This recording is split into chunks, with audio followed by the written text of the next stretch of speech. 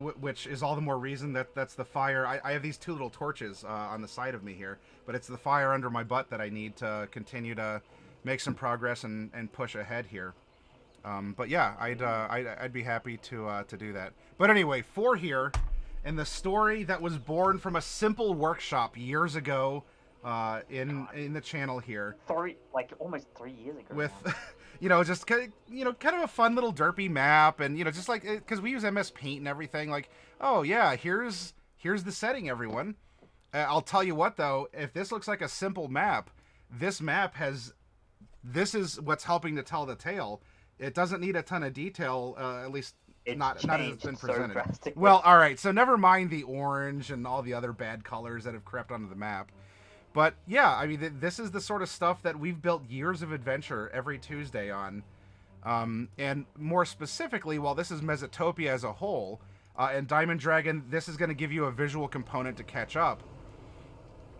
This is one of the nations of Mesotopia called Mesomasca, and the party is leaving this place right here called Lake Right Eye, not to be confused with Right Eye Lake. And then they are going to be traveling downriver to a place called Old Port. And Old Port is Mordecai's hometown. Yeah, he's gonna go see his old stomping grounds. It looks like a stingray. Like 19 It in does. year. It does look a little bit like a stingray. I could see a stingray or a chibi arbok from the back. You're a chibi arbok. Because it's like slithering away, so it's kind of like the back of it, and it has a little short tail. Or a plague doctor mask. Dun dun dun. That's why it's Mesomasca. Yeah, I could see that too. In the workshop, we built this specifically because we kind of rolled into a Mediterranean-style setting. And I'm like, well, if Italy can be a boot, let's have a country be something else that's a piece of clothing. And Dark Wolf, was it you that specifically suggested a mask? I suggested a mask because you were wearing one. That's right. Yes. I don't have all those hats. I think I have the Plague Doctor mask somewhere still, but a lot of my hats I don't have anymore. But yeah, so we made a mask-looking nation simply because if Italy can be a boot, we can have a piece of clothing as a nation too. And now we're embroiled in international, like, in a Cold War, sort of a warm war. Eldritch horrors, the past coming alive, and It's a cold invasion. yeah, it's on a couple fronts, really, if you think about it. Yeah. It's fine. Which one's worse? Diamond says, I have one question. What are the limits of bequesting a wheel or woe with bits? If there's any available...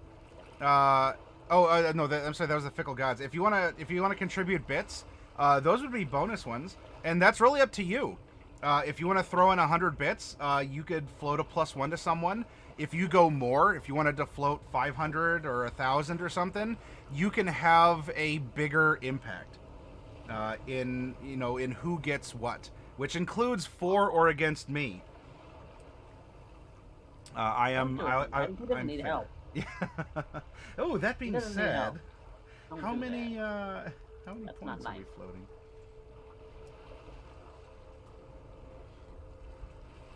We still have some +1s that are floating from the other week as well. So if you need to invoke them, then you're able to do so. I don't know what my total count was because I wasn't here at the beginning last time. You have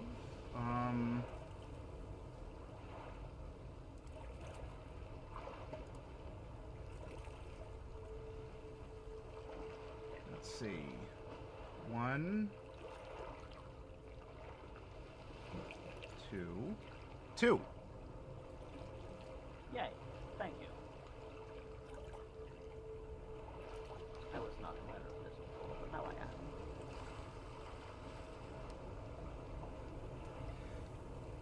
Ooh, I got my new fancy violin too.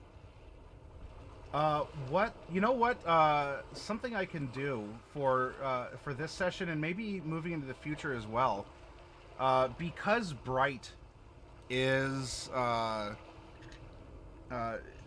Bright is really coming into her powers even more. She gets the 3 portents, and you know, I thought about the last session when we were making that treasure item for you, Mordecai, and we'll say I did something accidentally on purpose, because as the DM here, to tell a tale, you know, obviously I was also the loot distributor, but I ended up swapping some numbers on our random generation chart, and at the end I kind of played it off like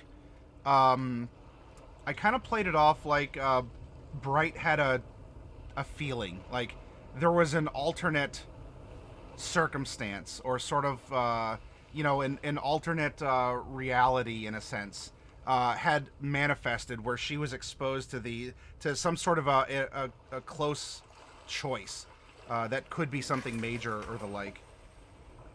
I have decided. Before One the second. hero leaves shore, I would like to gift a bag of boulders to Cypher. You would like to gift a bag of boulders to Cypher? So another, are rocks going to fall and No, don't give that to Cypher. Because he's the epitome of rocks fall, everyone dies. Yes, give me the boulders. Give them to me.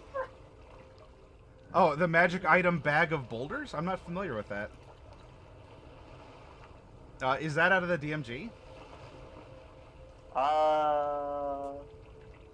Bag of holding filled with boulders. Oh, it's just a bag of holding filled with boulders? I'm sorry, Diamond. While this is a realm of magic and mystery and everything, the bag of holding does not exist. That's not true. That is not true. We've had bags of holding before. They are just exceptionally rare. It's just yeah, it's just not something that's, you know. So I don't know if I could fulfill that request. If you want, I'll just have like. It's a real item from the. Oh no, that's a. This is 5th edition diamond. That's a 3.5 item. Oh well, what does it do? I mean, we could. It's literally a bag of holding that has boulders in it that you can spend charges from it to throw rocks at people. That's it. Actually, I've got it here. This pouch contains tiny pebbles that strike with the force of a catapult stone when thrown. Has a range increment of 50 feet. You are pursued with the stones and must make a successful ranged attack to strike with one. Stone disappears after it completes its fight. Activating a bag of boulders is an action that includes drawing and throwing a stone. It has 3 charges that are regained at dawn. Spending 1 or more charges when you draw a pebble from the bag determines the damage dealt by the stone when thrown. It does 2d6 on 1 charge, 3d6 on 2, or 4d6 if you spend all 3. But no, that's a technically that is a 3.5 item. I don't know if I could do that, Diamond. If you have an alternate effect, or if you would rather me just pelt the professor with rocks, I can do that. That I can do. A magic item like that, I don't know if I can manifest that in that way, or at least not something immediately. Yep. Go ahead and ponder, and I will work with you to resolve your fickle god's favor as best as I can. So yes, you all did board a ship, and I also clipped, if any of you are on our Discord, I clipped the last thing that happened before they set out on the water, which was the professor failing an athletics check to jump from the dock to the ship as it was moving away, almost going into the drink, but fortunately was saved, at the last minute by a critical hit lightning lure by Norelai. Norelai, you're only good for casting lightning bolts, Amosite, and and saved the professor, leaving him twitching like a flopping fish on the deck, instead of getting wet. I believe the last couple of lines from this last session was, "Okay, we'll call it even. Just stop electrocuting me." Well, you did say it was the only thing that I was good at. Curse my hubris. Yes. All the more reason. Remind me to download the VOD because the recorder stopped last session. All right. So what I was getting at here, because of events like this, the treasure generation, and I made the offhand comment that Bright felt a bit of a disturbance in things. I think what I would like to do is expand on that a little bit more, and especially with the world growing to the state that it is. And for audience out there, this is like friends at the table or like DM talking to players. Not this isn't in character yet. But I would like to play into that a little bit more, as there's just a lot going on, especially in the realm of weird. And it already has been established that Bright, her precognition, or at least her her active time games that pop up during choices, she has been able to envision and even react to the circumstances surrounding Shonaroth and all of the aberrations that have spawned as Shonaroth has continued to grow. And so I think what we can do is something along the lines of play into her gift, where it's kind of the same. Like, Norlai has the ability to directly affect those creatures because they're otherwise proven to be immune to normal magic. However, this is something that it could be magical, but it's more of an inherited ability, or something that is manifested. And so I'll play around with that a little bit, and I want to incorporate that a bit more as Bright has really matured into her divination character. Fluffy could have changed her after we escaped Hell to any other class, let alone a school of wizardry, and stuck with divination. And I think he's happy playing a diviner, but I think that this I could do some interesting things that aren't going to be broken or terrible. But it was one of those like shower thought moments after the fact where I played it off and I said, you know what, I think that actually sounds like a cool idea, and I want to go with it. So I don't exactly know how that is going to manifest just yet, but I might be able to do something if she ever wants to use a +1 or something along those lines, for Bright to, I don't know, sense something or have a moment of choice or clarity or something. So, is Bright a Jedi? She doesn't use swords. No. But she does have mind powers. So there's that. She does like, well, I'm sure she could get around in a robe. It's very comfortable. Although normally she's presented not quite as a robe-wearing wizard. She just has some very brightly colored, cute clothes that she rolls around in. She has cute dresses. It's yeah. Cute. Petty skirts. And her pearl as well. So she doesn't have a lightsaber, but she does have a pearl. And I guess her Padawan is a cricket. So.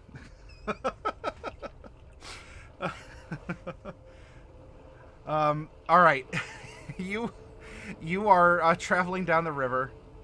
Congratulations.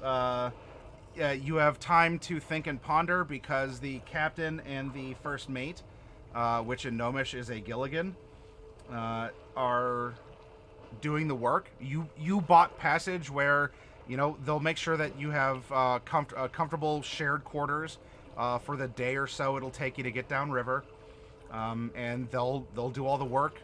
The captain kindly requested that no magic be used on the ship because it is made of wood, and lightning and fire are generally bad for dry wood.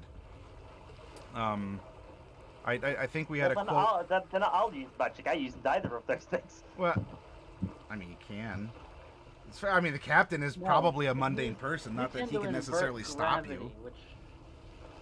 No, you tend to invert gravity and have everything fall on people. I'm not gonna invert gravity. You tend to. You You've done it several times, and I we've did nearly it. I've died. done it. I've done it twice. Literally twice.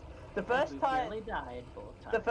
The first time was at the Shutter Hut airship, and it worked out fine. You just didn't grab onto something fast enough.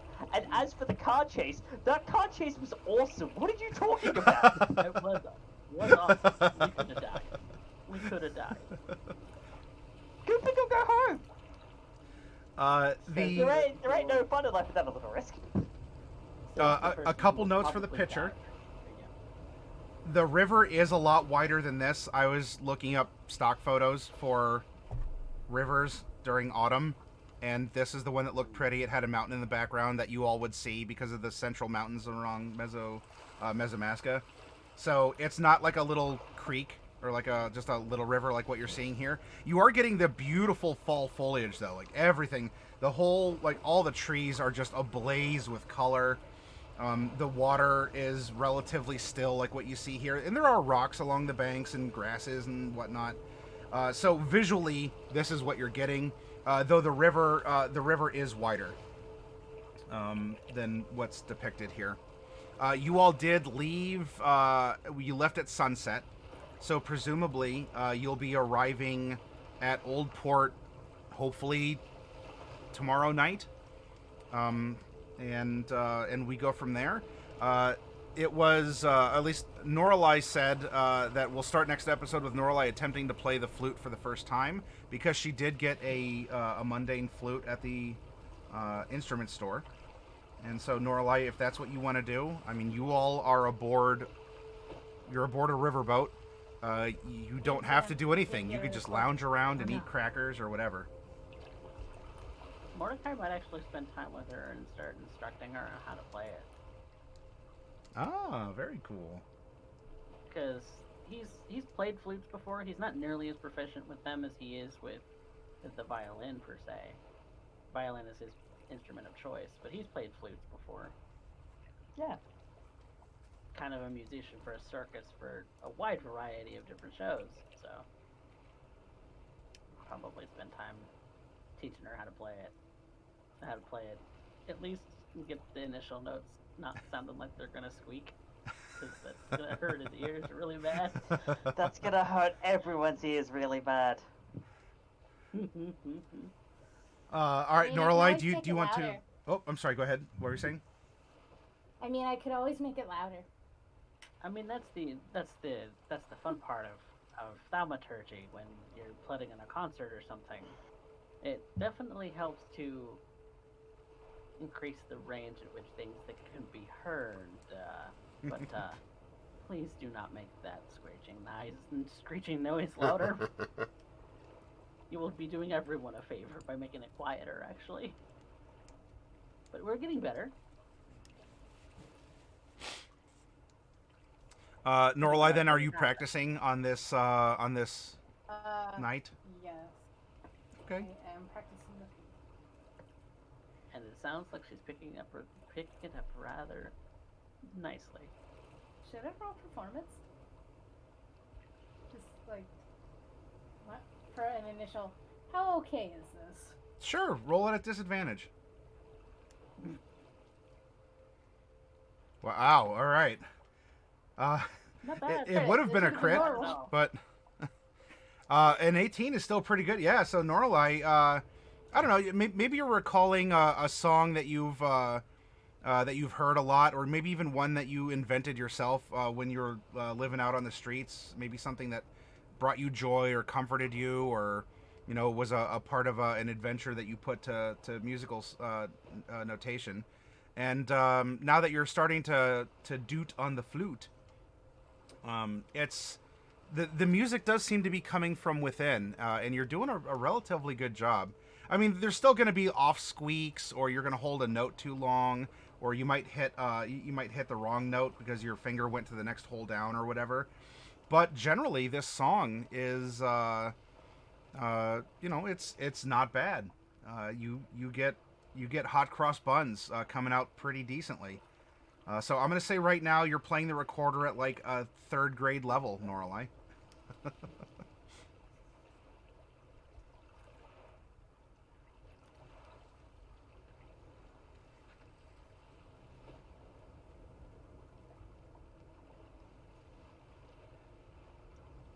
Diamond, that is way too powerful. Yeah. For me to put I- in. So with the bits, I know what you're trying to do, and it's very generous. But you got to think like a common magic item, or just like a boon of luck to grant like a floating an advantage roll or something along those lines. It's a cool item, but that is way that is way beyond what I want to throw into the mix right now.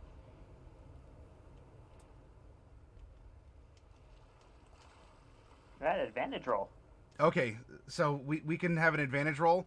Do you? So you want Cypher then to be pelted with advantage? Or it bonks him in the head. Okay, Professor Cypherius, first name unknown, Yeah. last name Cypherius, but his friends call him Cypher. You are They floating do. in advantage.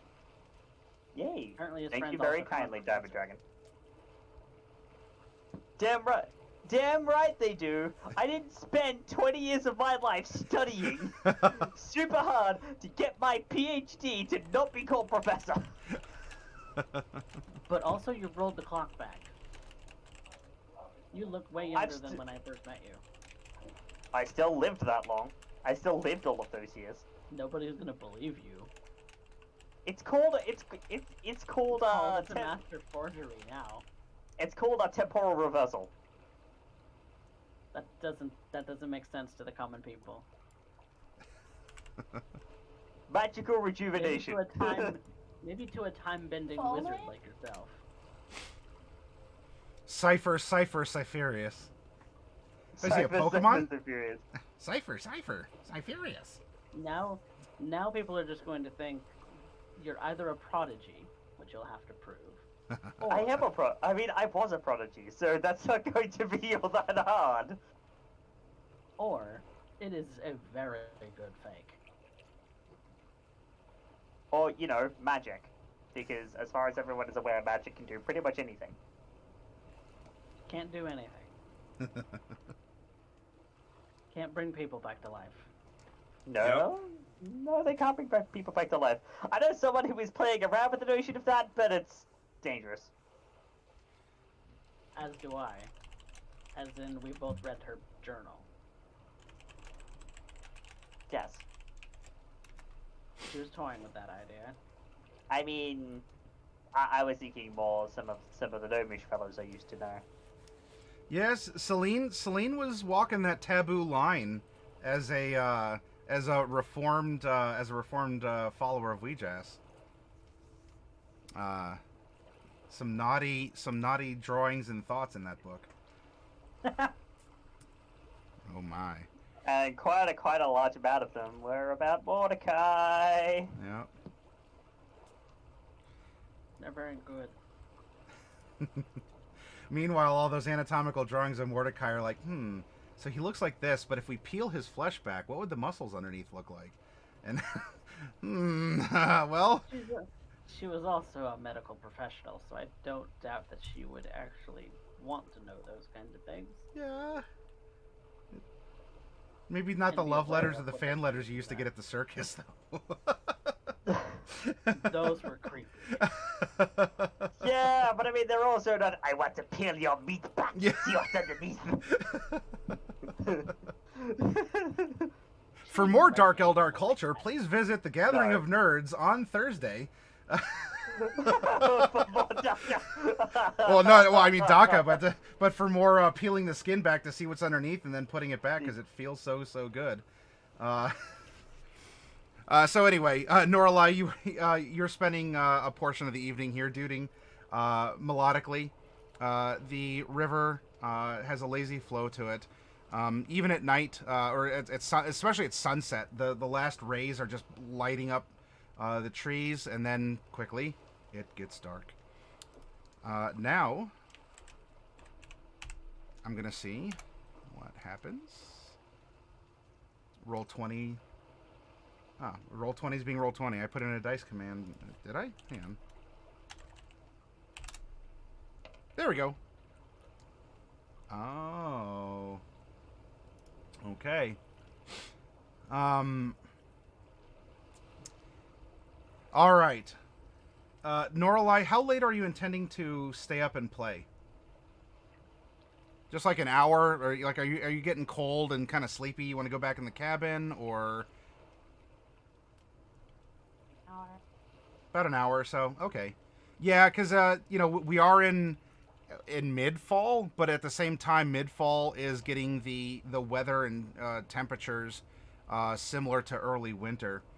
As you're playing and moving further down the river, the winds are picking up, and you even feel a few little plips of rain, not just water, like maybe the boat splashed and a little bit kind of went over the bow or whatever.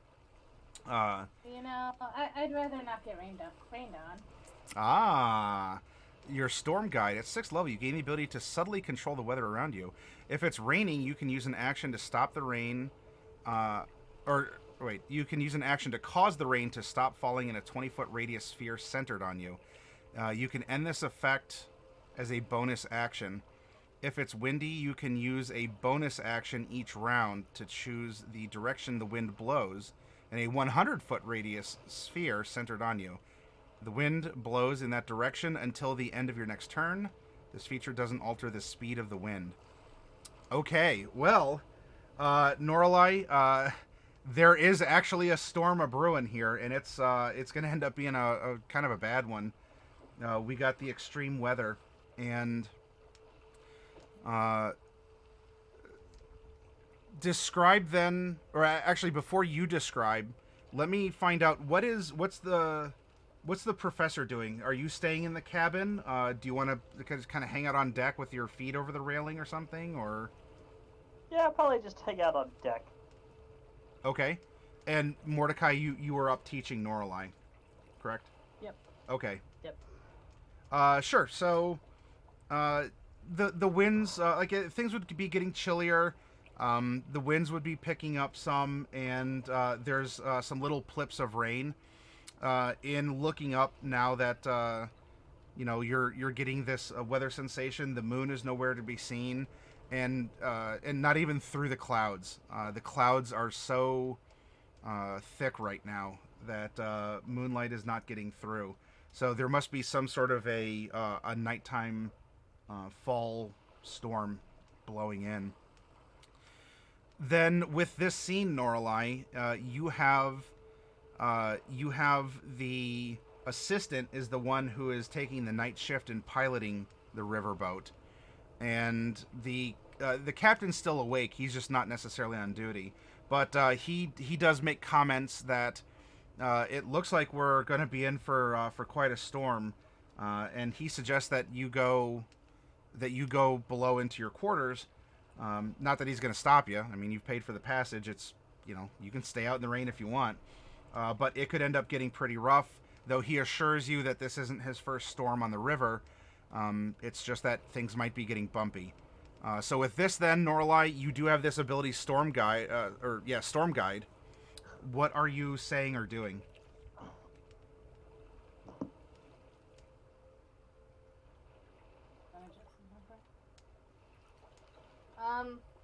So Noralai just kind of sees this as a passive thing.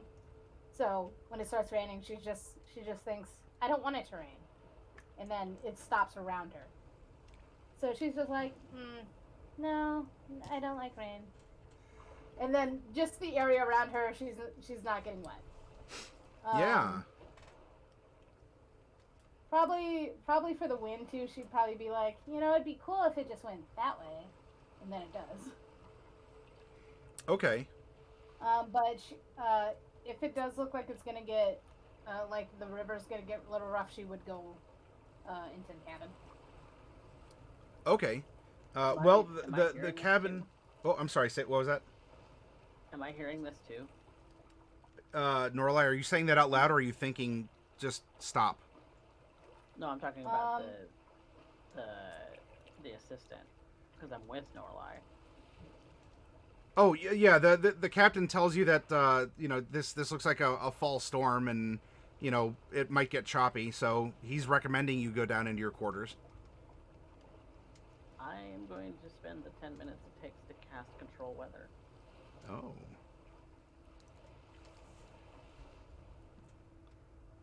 Wow. All right.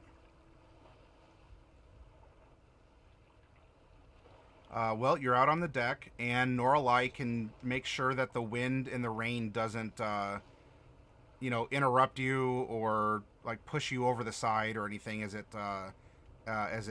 blows over, because there's some pretty fierce gusts. You cast a spell, you change current weather conditions. As it's starting to brew is when I would be casting that. Okay. So it doesn't ever really get more than that, and actually kind of changing the weather to work in our favor. Okay. So Norlai can buy you time for the ritual. Norlai, bouncing to you real quick for your storm, like for your rain shield. As this, so like it starts to like plip plip, and it's kind of a little sprinkle, and then it'll get more intense.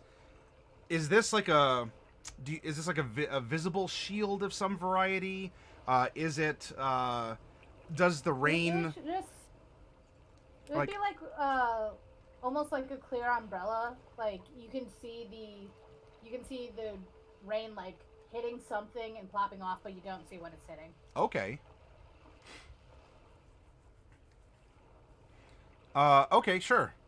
And then the wind you're deflecting off in another direction as well. Okay. Do you want The wind, I'm trying to get to assist the boat. Oh, sure. Okay, yeah, you can guide the wind to there's not necessarily sails. I mean, there might be limited sails on a riverboat because it's really just taking the current down. And without necessarily too much of a keel, it doesn't want to be pushed over, because it has to be more of a flat bottom for the river navigation. But yeah, you can get the winds to whip around. Now the winds don't necessarily have a visual component, I guess, unless you want there to be something like where you're like the direction of the wind because you're magically guiding it. Like if you wanted to put some like effect like little lightning bolts or sparkles or something that it's like indicating that the wind is moving in this direction, you can. Or if you want it to be invisible and it's just, yeah, I want the wind at the back of the boat, you can just have it be at the back of the boat. Yeah, I think it'll be invisible. Okay, no problem. Professor, do you have any particular reaction or at least a raised eyebrow here as Noralai simply wishes for the rain to stop falling on her, and it does, and you just see this bubble as the rain is pushed out and is now just now it's coming down a little heavier, and you can just see it streaming over this invisible dome effect. Raised eyebrow. Like, good need to ask her about that later. On the list. Yeah, pretty much. Okay.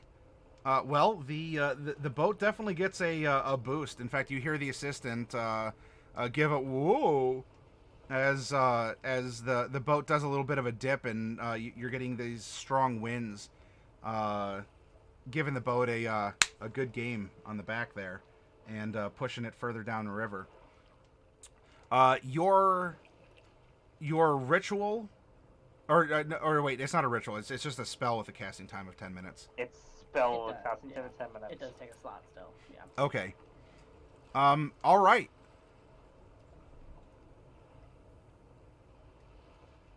Oh boy. How? Okay, so if the night sky is, it's completely covered over. There's by the it's moving in quickly. So I mean, it's only 10 minutes, but I mean the clouds are roiling. There's a steady rain. There's blowing winds. It's definitely cold. When your spell goes off, can you describe the look or and of course you got to describe the weather you're creating as well, but when this happens, what manifests?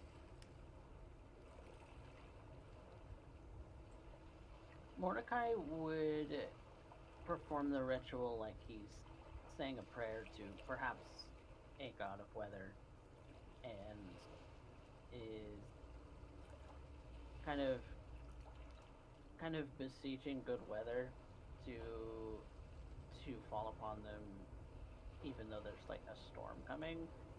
So like what ends up happening after the spell is complete is that the clouds start to part, and the moonlight and the starlight just kind of has a little bit of an extra glimmer to those around, but doesn't really manifest aside from that. There's not really any kind of like big revelation or anything like that. It's just that the clouds move on. Okay. All right, so like the clouds almost like roll back, kind of a, and you're traveling in the eye of the hurricane. Or the storm's redirected. It's just kind of take it out of our path. Okay. Can you roll that 1d4 to see how long it takes?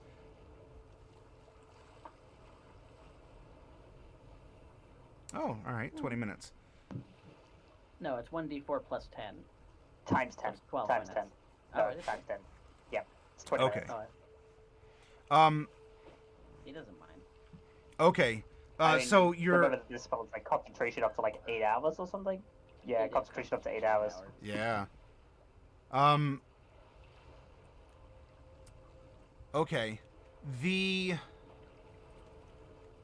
But you're making a prayer to perhaps a minor travel deity.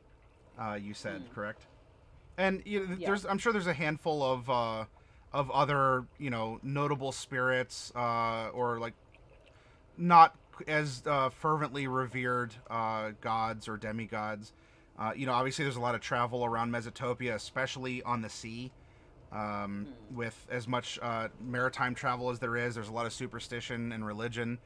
So while we haven't established, we've kind of made the pantheon as we've gone. But you can, you utter a prayer, which for many people is almost a reflex before you start out on a long journey. Heck, I don't know. Maybe you even said a similar prayer before you set out from Mask of Flowers to go find what lie ahead of you on the road, and now you're here.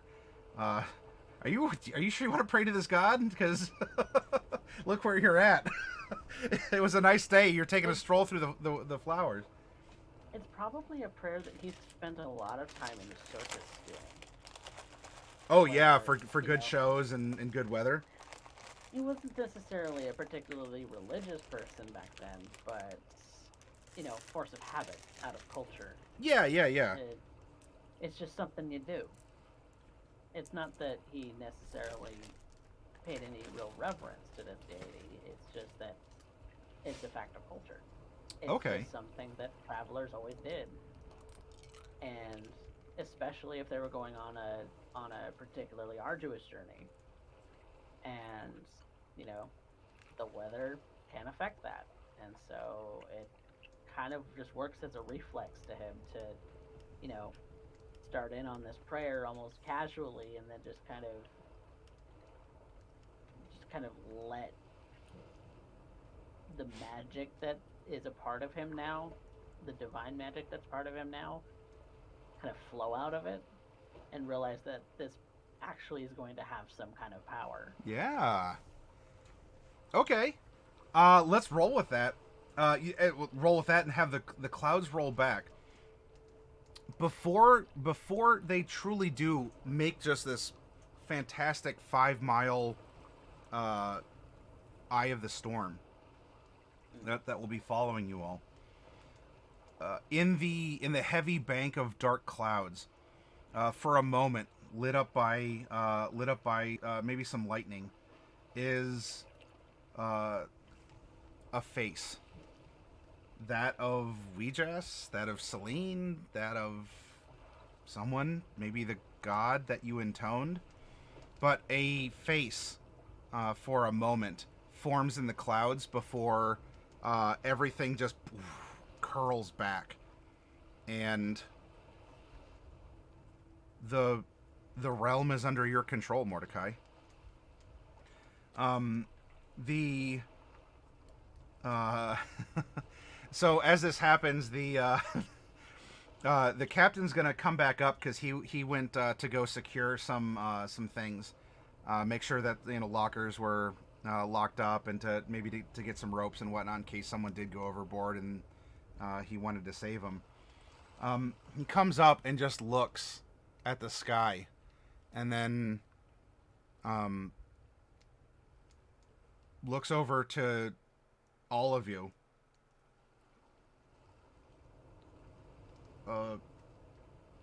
That's magic that you can use. Yes, it is.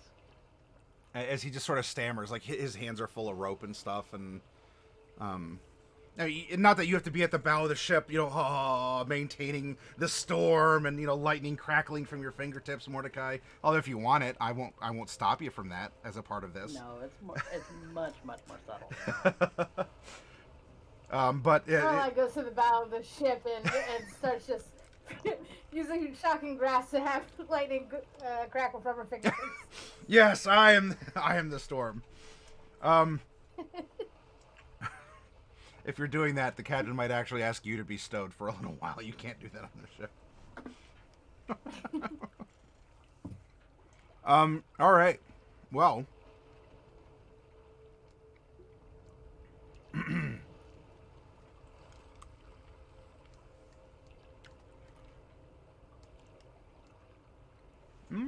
Let's see. I mean, no, hang on.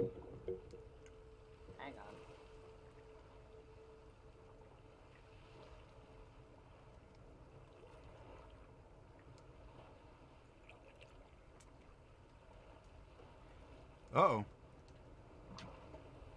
My thing fell down. I'm gonna have to reset this. Okay. When you change the current weather conditions, which are determined by the GM. Once they do so, you can change the conditions again. When the spell ends, the weather gradually returns to normal.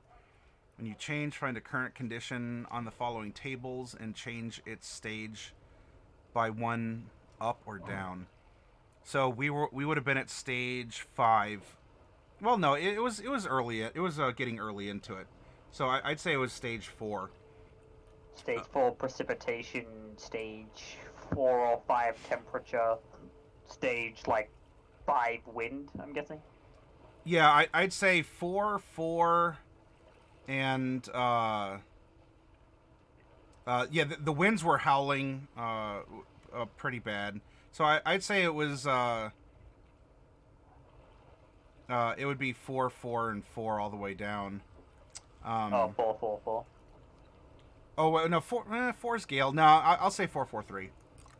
That's fine. 4, 3. Yeah. Then you should move that to. I guess overcast or ground fog. Yeah, move precipitation to 3, leave temperature where it is, and up the wind.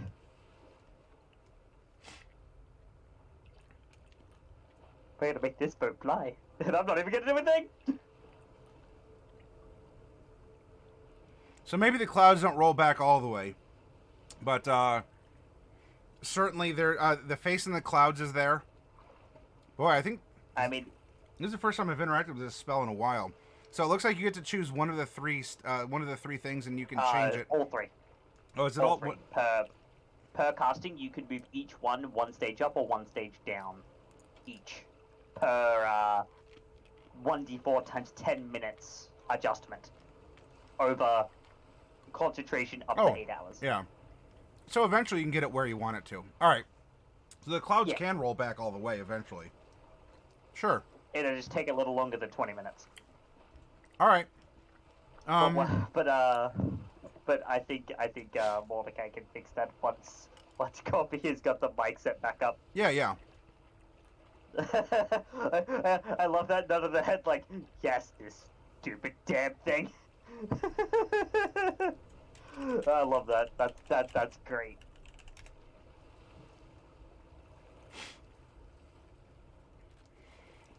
So what we'll do as it begins the process, we'll say that the face forms in the clouds, and the rain just goes to being overcast, unless you want ground fog and be kind of spooky, Mordecai.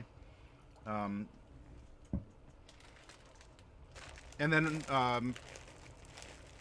eventually, where do you just want it to be clear within 5 miles of you and clear and warm, or like what is your optimal cruising condition here? The optimal cruising condition, I don't necessarily want to change the temperature all that much. Mm-hmm. Just the rain. Because then it's going to be like a big old shock, but just kind of get the rain out and kind of like redirect it somewhere else.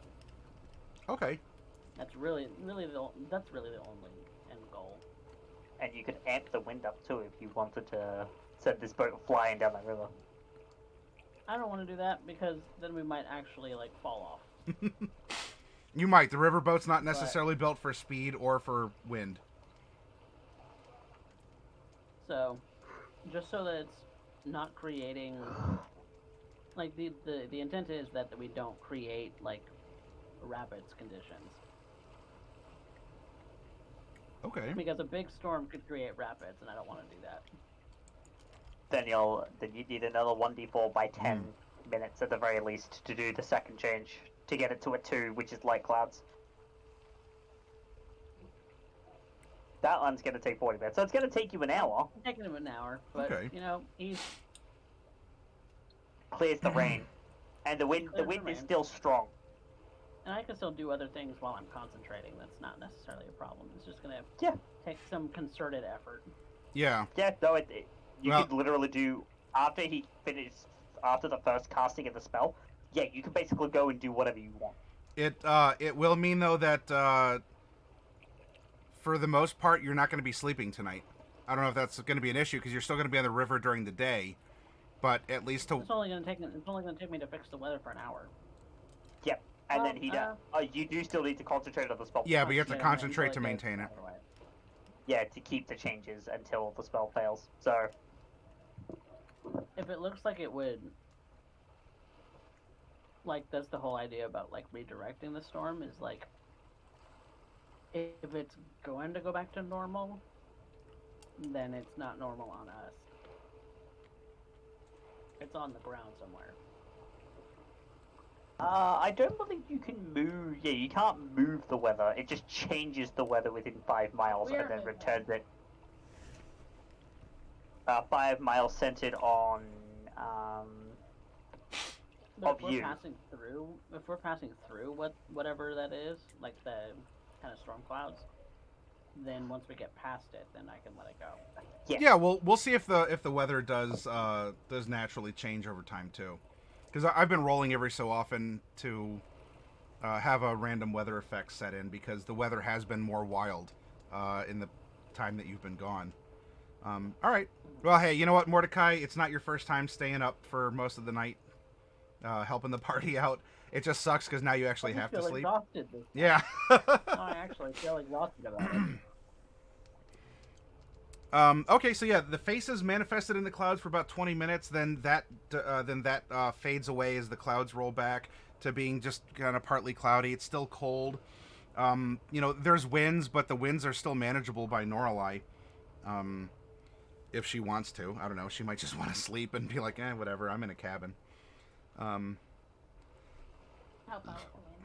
Oh, you know what? I guess it is a conscious action though, because it's a bonus every round. So you would have to be, you would have to want to actively paint with all the colors of the wind in order to help out there. Okay. Well, I rolled a 6, and I'm like, oh, this is gonna make the riverboat interesting. But our our characters have come a far, far way, so that children's fairy tales are coming to life, or songs and superstitions now bear credible weight and dramatic as well. As it's not just they who are reaping the benefits of this relief from the wintry storm, but it's everyone within a 5-mile radius of Mordecai who has fallen under the shelter of these black wings.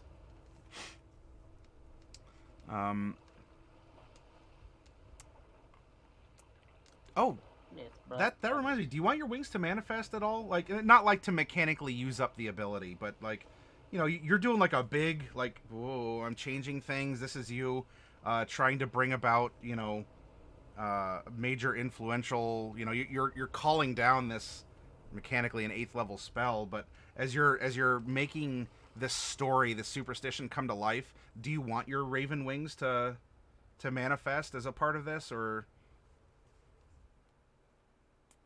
I would imagine they do. He's not thinking about it, but visually he kind of almost looks angelic. Yeah. I like that. Or maybe even the faintest glimmer of a halo starts to appear. I like it, especially then after the face disappears and the clouds roll back and you get that first beam of moonlight like shining down through the hole on you that you're creating, and you have that kind of glimmer. Oh, that makes me tingly. I like it. Mordecai's weird, y'all. Mordecai's great, and I think that I have the perfect setting for this.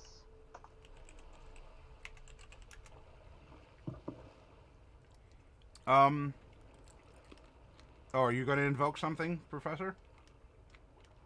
No, I was just posting a song which I think fits this particular use of Mordecai's magic perfectly.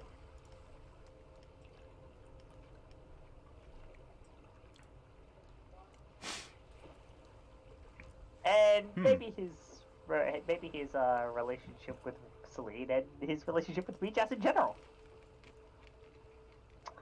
I'm listening to it right now, so. What can I say? I can pull some stuff out of my butt sometimes.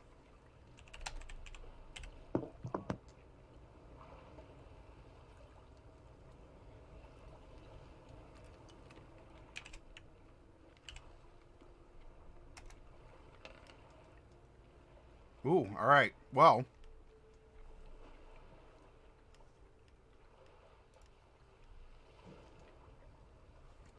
this storm seems to be lasting all through the night. So, Mordecai, you will have to. The storm seems to show no signs of abating on the outskirts of your spell. Maybe you can feel like the tingle in the feathers of your wings, as they're feeling the wind out, and maybe that's what's helping you shape and mold the air currents and the temperature and everything. Norlight, were you gonna pull an all-nighter too with the wind, or are you gonna go to bed at some point? At what speed is the wind with Mordecai up?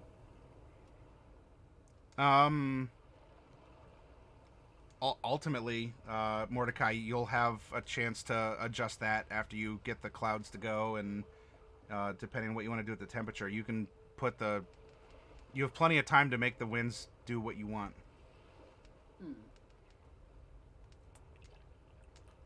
Moderate. They're currently strong, or at least when it started, they were strong. They've probably since on the outskirts gone up to gale. He doesn't want it to get that strong. He wants it to maintain like a cool level, like a moderate. Okay. Moderate at best for wind. Okay. So yeah, he can drop the wind down so that it's, it feels nice blowing through your hair. I mean, it's a cooler temperature, but it's not rocking the boat. It's not creating rapids, which was a very good observation as well. It's sending like little ripples and waves in the direction the wind's blowing, but it's not in any sort of a threat or unmanageable circumstance for for your barge. Okay, I would probably go to bed then. But Mordecai could wake me up when the spell ends, so I can try to help a little. Okay. Professor, Yeah, are you pulling an all-nighter to back up Mordecai, or are you going to want to retire too? Yeah, I'll pull an all-nighter. I'll, help keep him awake. Okay. Because there's probably a couple of times when he's just like feeling like he's gonna doze off, just sitting around. Hey. All right, so you got a backup system. That's. Yeah, well, basically,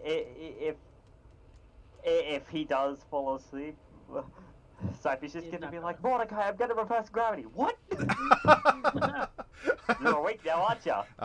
There's a shot of adrenaline. Don't It was play like- with my heart like that. I can actually have heart attacks. Oh, you'll be fine. Says the man who has no medical knowledge.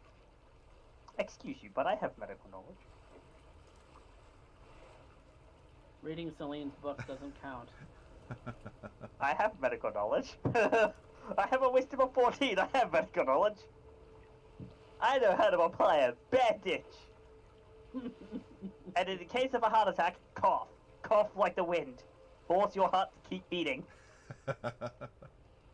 Note that is actual advice for if anyone ever has a heart attack. You need to force yourself to cough. You need to push air through your lungs, and you need to force your heart to keep beating. Because if it stops for too long, that's how you die.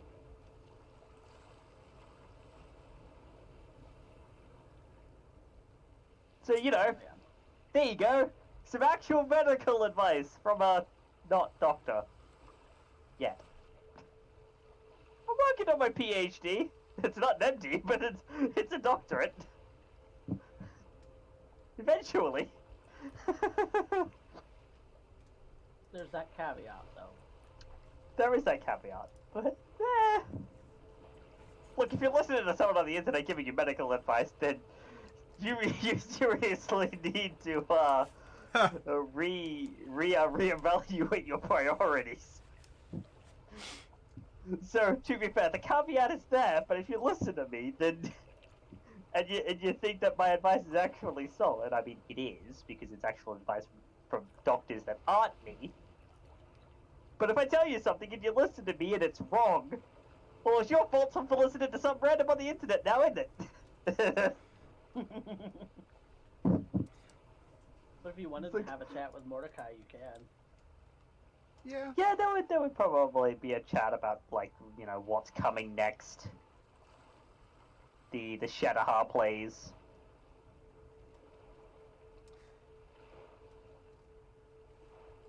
Oh, Bright's not Mordecai's here. probably actually not having a huge issue staying up terribly much because he's got some anxiety going on right now. Yeah, he'd probably have issues sleeping. Because, well, he's going home for the first time in 10 years. Yeah. 12 12 years, years, sorry. 12 technically. years.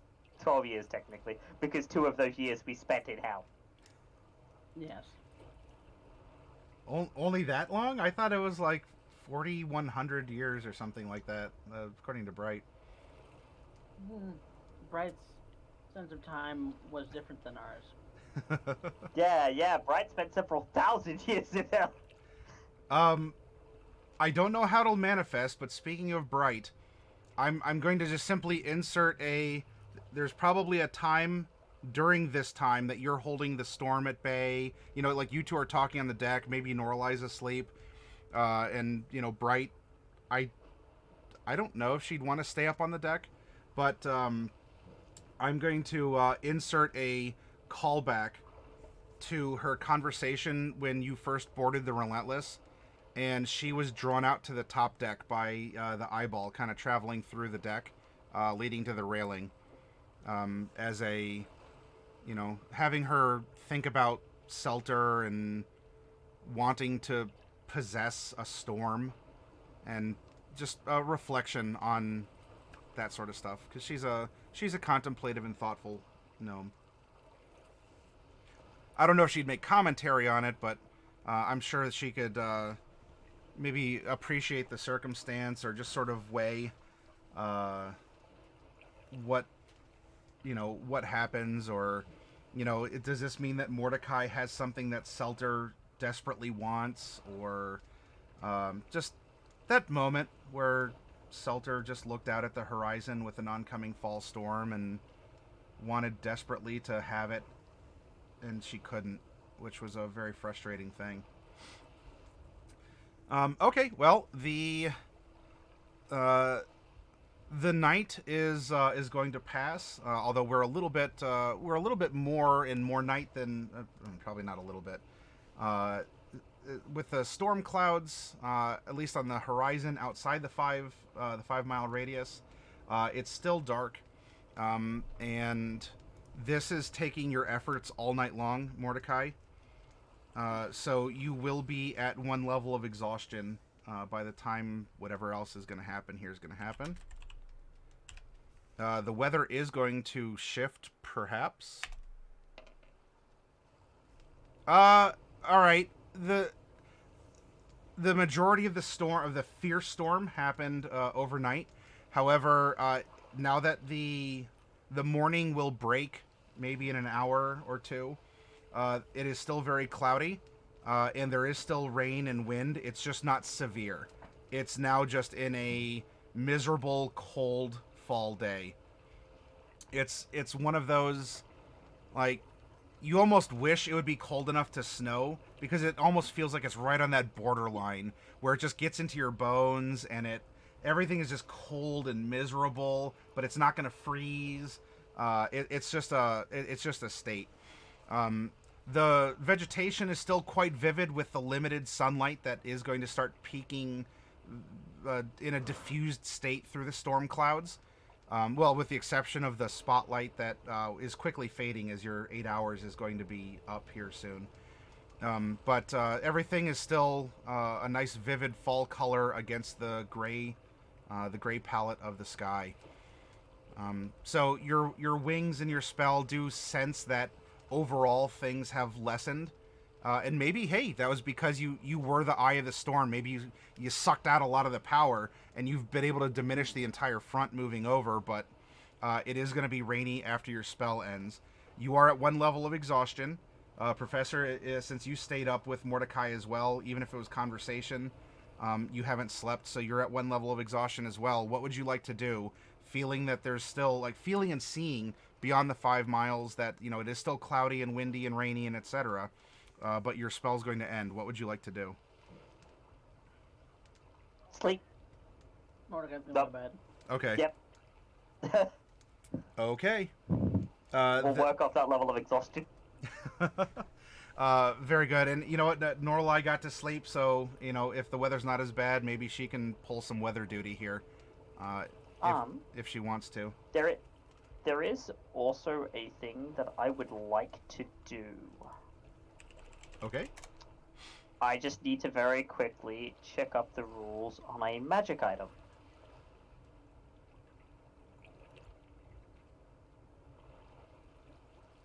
Need to get to the R's. I'm going to say that Bright got to sleep as well.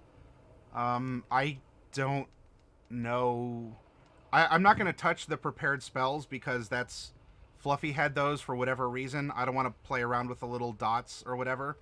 But what I will do is I will roll new portents in case it is important. But I'll do it publicly just because we're all having to consider and sort of roleplay as Bright this session. 1, 12, and an 8. Okay. Okay. So, what I'm going to do is, before I go to sleep, I am going to spend a spell slot. This is before I go to sleep, mind you. And I am going to cast...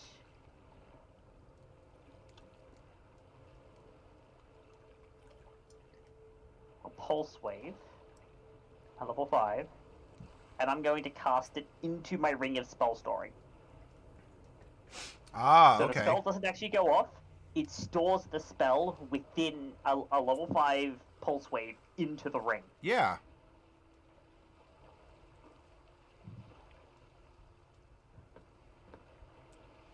So the spell has no effect, but the ring is now charged with a spell.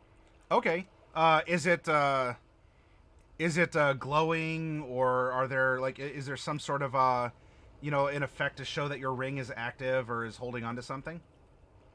Um, if one was to closely examine the gems inside, they would see the crackle of magic, and also the geometry of the old Shadowheart magics. As Pulse Wave is a gravity spell. Ah, okay. Um, I've kind of something that I would recommend that all like spellcasters, especially sorcerers, warlocks, and wizards, clerics can kind of bake a theme into their spells by the god that they worship. Same thing with paladins, and rangers and druids have that natural theming. Mm-hmm. But for the arcane casters, that's bards, that's sorcerers, that's warlocks, that's wizards. Think of a theming for your spells. What do you mean? Truly. All my spells are themed.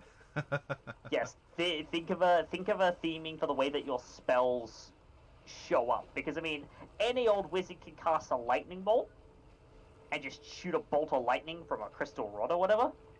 But maybe you might be one of the few wizards who makes your lightning bolt look like a dragon. Yeah. Or your Cone of Cold. You're a conjuration wizard. You cast Cone of Cold. Maybe you summon a spectral white dragon to breathe the Cone of Cold. Cypher's Cone of Cold is he literally cuts a hole in space-time and shows you space. And lets out the absolute zero cold of space in a 60-foot cone. And I do hope on that note that I have been good as a DM to ask you all for your spell effects and how does Yes. how does it manifest so that it is your magic. Yeah, you're casting a spell, but it is your take on it, your signature. Yeah, and that's very. It's a thing that just it's a little thing. Yeah, which makes sense, and that's the kind of thing that I would encourage any player, especially of an arcane caster. It applies to divine casters as well, but especially of an arcane caster to do. Maybe it actually talks about this in Tasha's. Maybe your wizard is a bit of a bookworm and they appear like the pages of a book. Like maybe a page of your spell book, a spectral page pops out and summons the spell's manifestation, or for mage armor, maybe spectral pages fly out of your spellbook and build a spectral suit of armor, or something of those lines. That's just one example, but no, I would encourage every player to do that, because it creates so much characterization with such a simple change. I absolutely and it elevates those characters to a new level.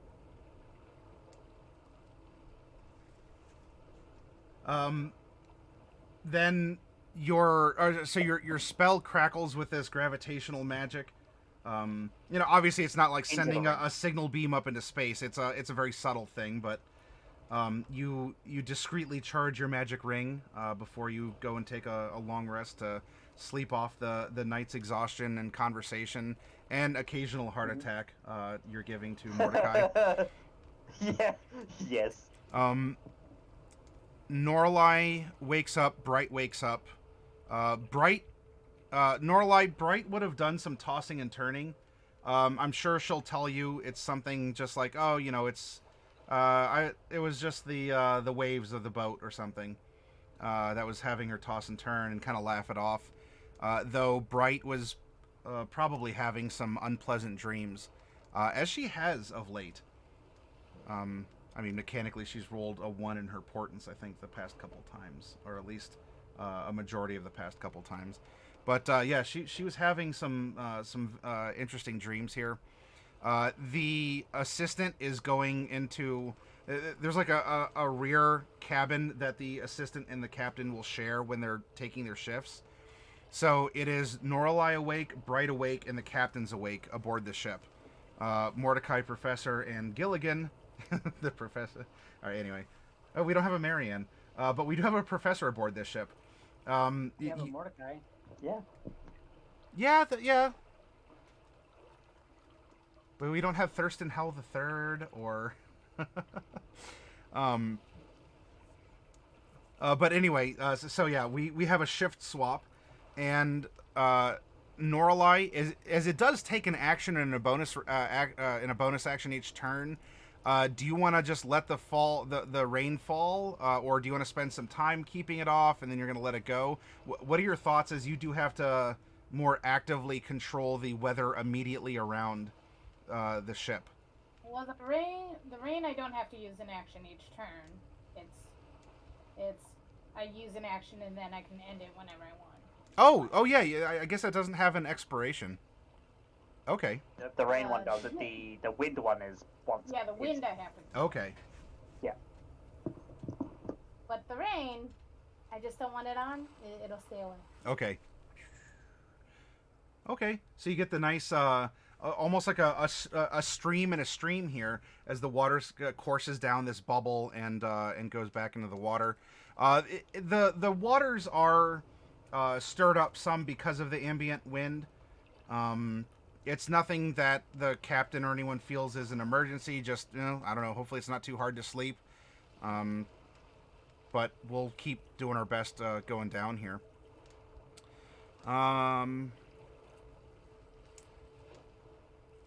All right. At some point during the day, you are going to hit one of those... It's not exactly a town, like a full town along the river. But it's probably a couple families that have set up a trading post and, some farming for themselves and trade goods. As there's a lot of suppliers and traders up and down the river who are trading furs and food stock and clothing all along the Oregon Trail here. You have seen other boats on the water too. You're not the only one. There's a point early in the morning where you all have caught up to a shipment of logs that has been that is being floated downriver to Old Port, and they're effectively just lashed together ish like a raft and are guided with barge poles and even people on the bank of the river, just with some ropes to helping control it. Boats that are passing can just pass along the side. So, interesting things to look at. If I won't speak on behalf of Bright in this regard, but Norlai, if there's anything in particular that catches your eye, or if you wanted to speak with someone who is trading or just on a boat that passes by, or you want to speak to some lumberjacks or something, you have that option.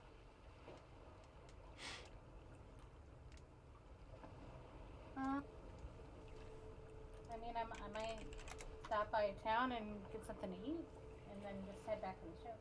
Sure. Okay. Yep.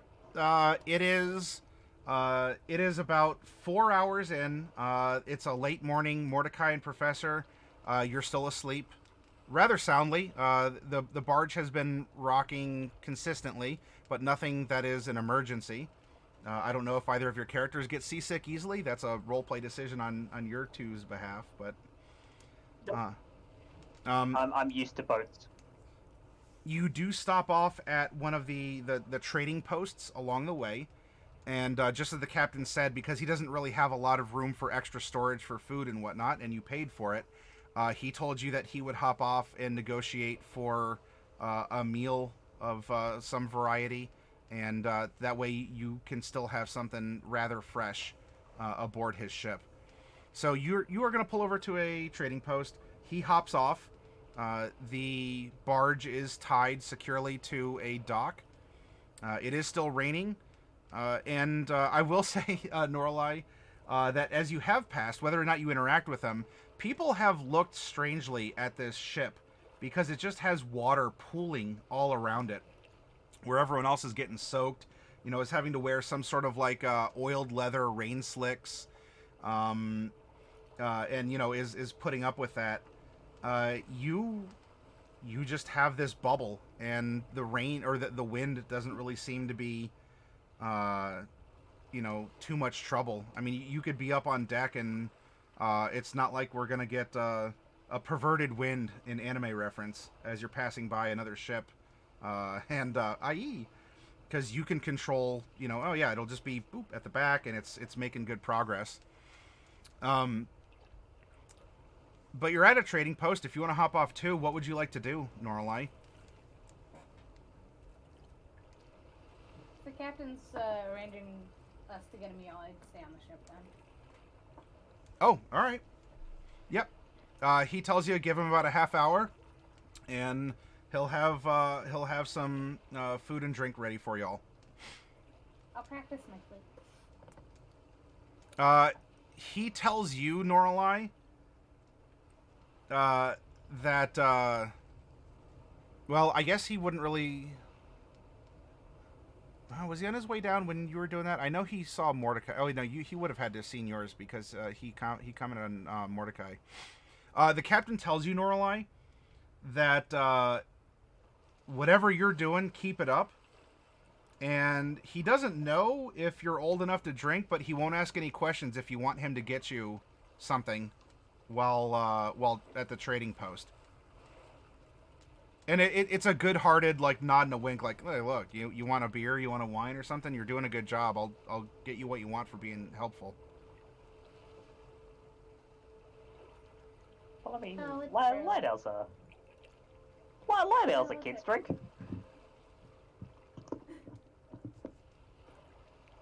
No, I'm good. I don't need anything. Is there anything in particular you want to eat?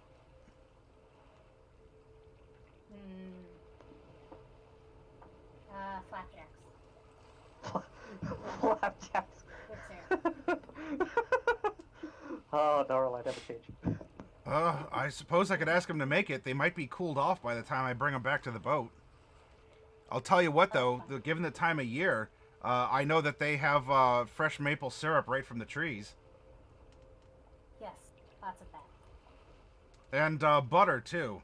This trading post does keep a herd of dairy cow. It's a bit of that. A lot of syrup and a little butter. Yes. How many pancakes do you want? That's a trick question, everyone out there. You always want to say, oh, I'll eat 10. No, you'll eat 2. That's it. That said, does Norlai want 10 pancakes? Stack of 4. Stack of 4. Come on. Depends on how wide they are, really. Size matters. Let's do 3. All right, I'll get 3 pancakes for you. You've been a really, besides the one time I had to yell at you, maybe the 2 times that I had to yell at you. There might have been that 3rd time. Anyway, you've been doing me a huge favor with, I don't know, whatever it is that you're doing. Keep it up. I'll get you pancakes, no problem. Bright's probably gonna order something vegetarian.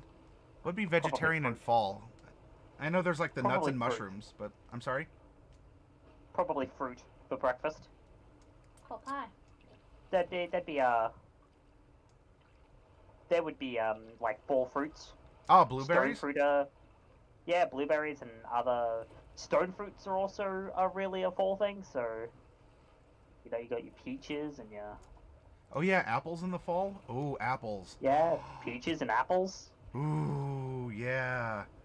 Or maybe a nice hearty apple pie.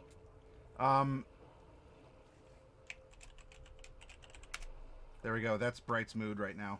She's thinking about like freshly squeezed cider and peach cobbler and cherry tarts and Yeah, that sounds about right. Well, Mordecai and Right, Professor, when fresh- you wake up, you're gonna have a meal waiting for you, but you let Norlai and Bright do all the food shopping, so you're just gonna have like a pile fine. of fruits and pastries and cold pancakes and a It's jug of fine. syrup. I'm mostly pescatarian. Well, hey, you can go fishing if you want. I'm not picky. Uh, so yeah, yeah, Norlight and Bright are gonna have the captain do a little bit of food shopping, and he will acquire those things. So Norlight, he will come back after about a half hour. There are 3 remnantly warm pancakes, and there's like a scoop of butter on the side, and he ended up getting you. He ended up getting you a small jug of fresh maple syrup that you can apply on No, it as you want. I can just ask. I could ask Bright to heat up the pancakes for me with prestidigitation. I can also do that. Yeah. Yeah, but Press you're the asleep. You follow me when I wake up. If I want warm pancakes, I can literally just go prestidigitation and boom, warm pancakes with butter and maple syrup, and it's just. Oh, I feel like pancakes now. I know, right? Oh my gosh. I had pancakes last night, Ugh. I'm. or this morning technically when I got off work. Yeah, I'm either going to order hotcakes later when I get paid, or I will bite the bullet and make one of the shake Shake and pour. pancakes. Yeah, shake and pour pancakes. Super Trooper style. Perfect. Pancake mix in my cupboard. So yeah, that is true. Prestidigitation can in fact warm material like that. Everyone, this is Endgame Dungeons and Dragons. We are warming pancakes with cantrips, and we're controlling the weather in a 5-mile radius around a downriver barge. I love it. Well, look. When we get back on the Repentless and flying, and we get attacked by something, I'll make a small black hole and devour a ship. Will that make you feel better? Fine. Sometimes we go pew pew.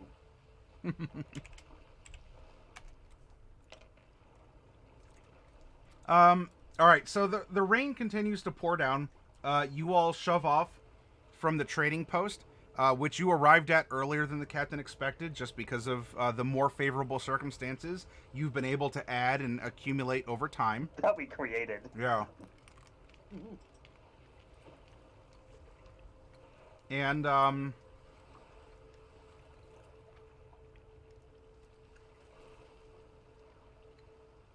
it's not sunset yet, but it is time for Mordecai and Professor to more naturally come around into consciousness. It's been about 8 hours that you've had to sleep. And you see the bounty of fruits and pancakes that have been accumulated for your meal. And as you are approaching evening, the sun hasn't set yet, but it is going down. It's definitely low in its arc. The weather's not too bad. It's the rain has stopped. There is a couple gusts of wind. It's kind of just a gray, overcast, and cold, especially as the sun is diminishing. But this evening seems to be more pleasant. Whatever storm blew through, it got all the energy out it needed to, and it's just kind of back to a fall day. But now all of you are awake. The captain is still piloting the ship. The assistant is still snoring heavily in a below deck rear cabin.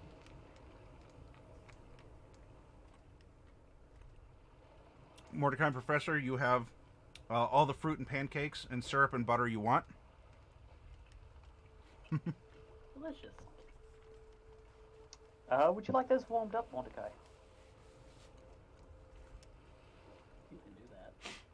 I can. Ta-da! Pancakes are now warm.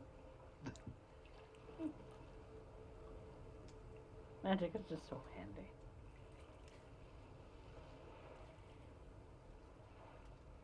Mordecai's gonna eat breakfast. And Cypher will Pancakes warm and up some pancakes and a little bit of fruit, blueberries and maple syrup and butter and pancakes. I need to stop. I need to stop. I need to stop. What have we done? Lethality is hunger. Yeah. We so as you're eating here, Professor, you know, you're digging into it. After now, something that's very mundane to us, but if you describe it out loud, it almost sounds like some eldritch, like dimensional magic. You know, your warming of the pancakes. You might describe it if you don't want to. That's fine. But what came to my mind anyway is, you know, you're like, oh, so you know, Mordecai, like when you rub your hands together and it gets warm. I'm just doing that with the on the atomic level of the pancakes. I'm just rubbing the pancake stuff together like you would warm your hands. It, you know, you're vibrating the pancakes to get warm, which might be your thaumaturgy. So effectively, you're microwaving it because that's what it does.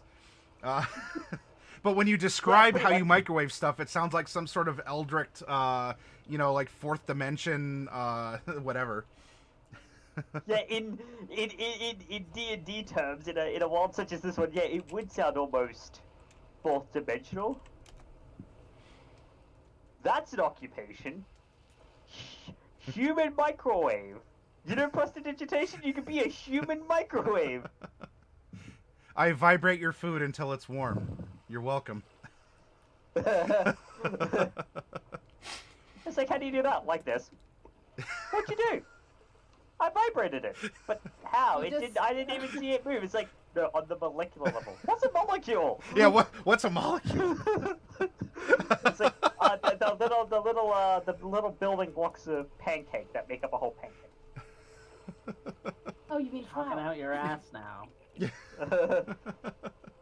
Just eat the pancake, Yeah, damn it. that's what And all of warm. this is going to come down to. Just eat the warm pancake. Just eat the warm pancake. Do it. All right. So as you two are eating, Professor, you have some you have like a blueberry, not like a blueberry syrup, but more like a blueberry reduction. Like after you put blueberries and sugar and it just sort of like melts out. You got that on your pancakes, and right when you go to take a bite of that, there's that hits the ship, and blueberry just like streaks up your cheek as you went to go take a bite, and you just have this blue smear just boop all the way across your cheek here. Captain shouts up, sorry, I think we might have hit a rock or something.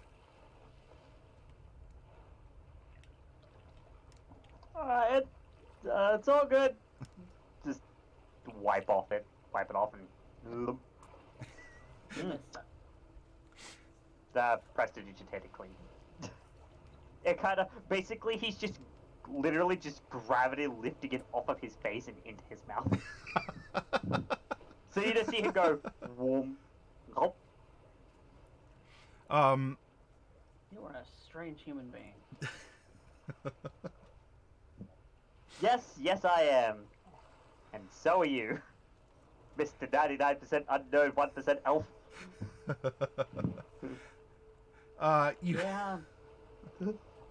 You go to take another bite, and once more the ship is like bounced into or rocked, and you get another blueberry streak across. I'll clean myself again in the same way. Hold on a moment, and I'm gonna go head up on top deck. I'm gonna go with him because that's not right. Sure. All right, you set your food down, and Norlai, if you want to do anything in particular, I didn't exactly have a fun comical setup for you, like getting a blueberry smear on your cheek because the boat was rocked. But what are you doing? Because you feel these thumps in the boat too. I'd go up top deck too. Okay. All right, so you all go above. The captain looks a little baffled, like he's kind of looking around. I'm sorry. Maybe, I don't know. Maybe some rocks fell into the water. I didn't see.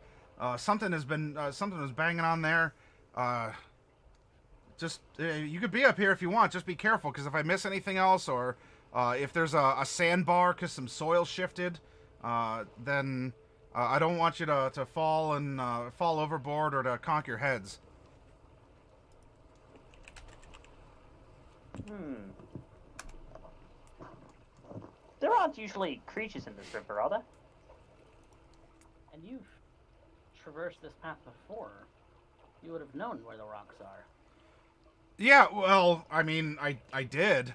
Going up and down the river, I be as observant as I can. I'd be a piss poor captain if I wasn't, but we have run into problems where there's sand or silt that has washed out from some of these torrential storms, or rocks that might have been exposed or have rolled down from a hill.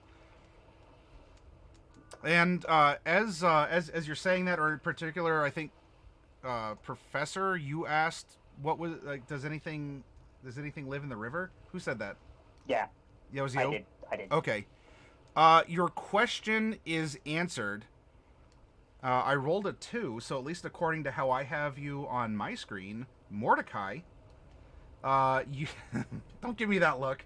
You knew what you're signing up to when you played this game. What happens is something like a large yellowy tentacle. It's something anyway. Very long and slippery, just like courses out of the river, and oh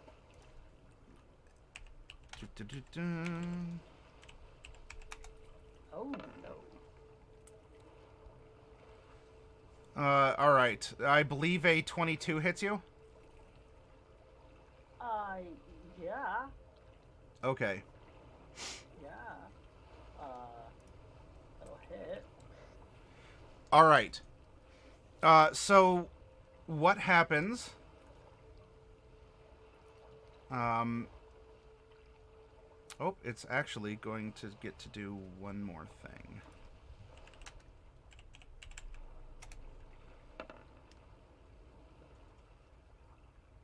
And a 20 hits you, correct?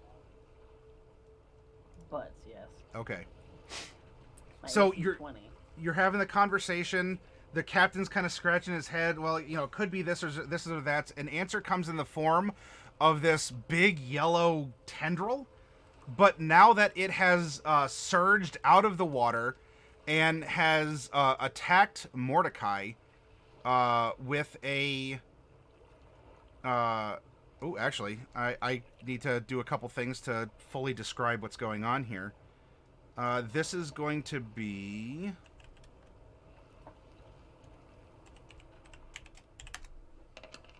It's going to go for a bite. So it might not be exactly a tentacle, but it looks awfully a lot like one. That's going to be 15 points of piercing damage. And as these things' fangs sink into you, you're going to be taking 4 points of poison damage. Ooh. After leaping up and biting you, it's then going to coil its massive body around you. And you are going to take...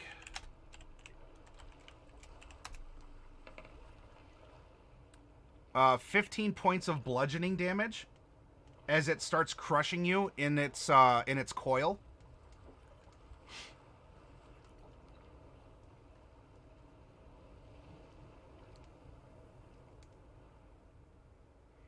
And you are also grappled right now. Ow. And I need you to make a Constitution saving throw, please. Oh, it's trying to choke you. Trying to choke you out.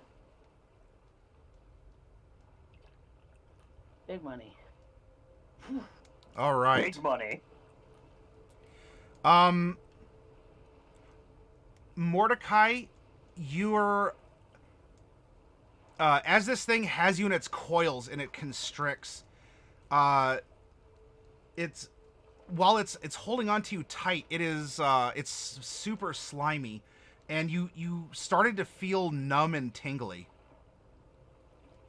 But you are able to stave off that effect and be in control of yourself. Hi, Cat.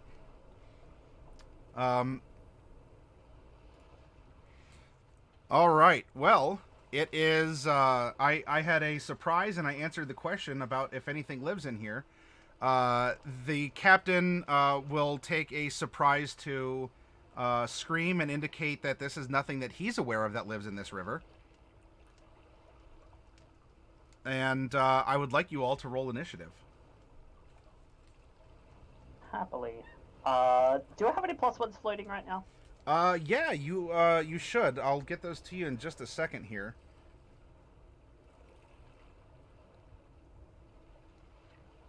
Mordecai's on a 6. Norlai is on a 12. And Cleric initiative. You are the cleric. I wanted to go first. You are the cleric. let's see. It gives me a chance to hack this thing off you, so... Yeah, but I wanted to make it vulnerable to it. Cypher, you have 2 points you can use. Then I'm gonna use them both. It has been noted. For a 13. All right. Pardon me, ma'am. Oh, no, don't step on the keyboard. Ugh. Okay. Let's see. Right.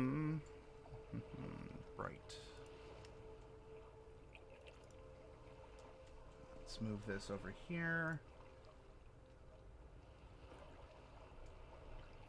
Bright, I'm gonna start her in the hold, like in your quarters, below the deck here, and we're going to have her roll. Oh, all right. Huh? 21.